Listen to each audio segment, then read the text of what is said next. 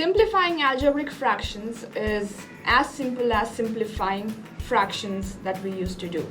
If I ever asked you 6 upon 9 to reduce, and you would always write 6 as 2 times 3 and 9 as 3 times 3. Because the common part is 3, you get rid of it. This is called reduction, and this is how you would end up getting the answer 2/3. Yeah? The same approach you need to apply here, meaning you want to bring out the common factors, you want to cancel out the common factors, and then only you can write it in the simplest form. So a lot of my students, they end up doing x and x cancelled out, 2 and 36 cancelled out. Okay, they just do it so randomly, but it does not make sense. That way it will never make sense, because the concept here is to reduce, as in just get the common part out. That is how we reduce fractions. So the basic is simple.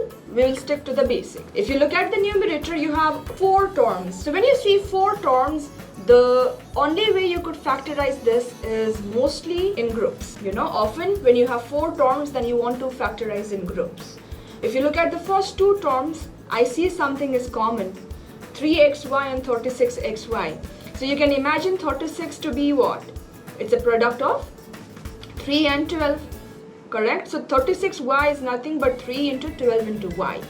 3xy is 3 into x into y. So I see that 3 and 3 is a common part. I can bring it out. Y is a common part. So what am I going to do is I'll write 3y as a common factor for the first 2 terms. So 3y, if I've already written out, I have x remaining in the first term. And in the next term, because I have 3y dividing 36y, it leaves only 12. 3 and y is already out, so 12 is what I have remaining. I'll write plus 12. Always follow the sign as what you have here.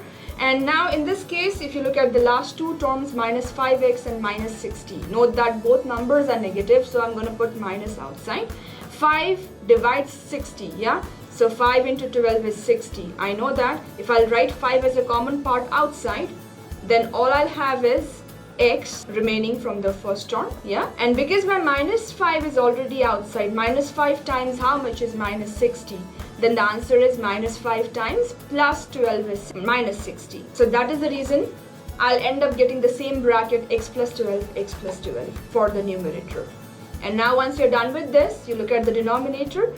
2 is a common factor. Always get rid of the common factor first. So 2 is a common factor. 2 into x squared is 2x squared. The common factor is always written outside, while the uncommon part is what we write in the bracket. So 2 into x squared, 2x squared. 2 into how much is 288? 2 into 1 is 2, 2 into 4, 2 into 4. So x squared minus 144 is the part which is not common.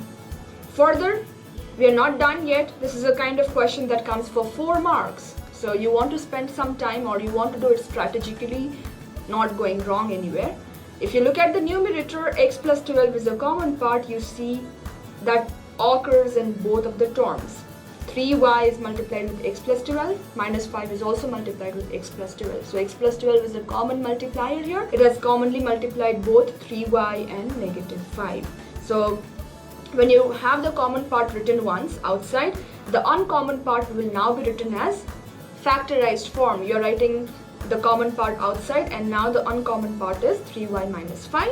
When you write that, you look at the denominator. The denominator still has x squared minus 144. Note that 144 is a square number. It's a square of 12. Why did I analyze this, or why is that so important? Because x squared minus the square of 2 values, a squared minus b squared, is always something you can factorize. And it can be factorized as the sum and the difference. We have spoken of it.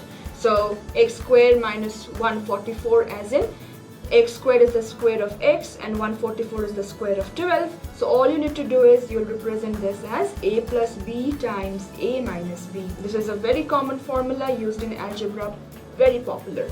So if you'll do this, now you have a common factor x plus 12 coming out and giving me the answer in the most simplified form, 3y minus 5 divided by 2 whole x minus 12. This is how exactly we do a question based on algebraic fractions, and this is the exact way you can think about scoring the full marks, because there is nothing to get wrong here. Okay, just do it strategically, step by step, Don't go anywhere wrong, and the 4 marks is all yours. That's it.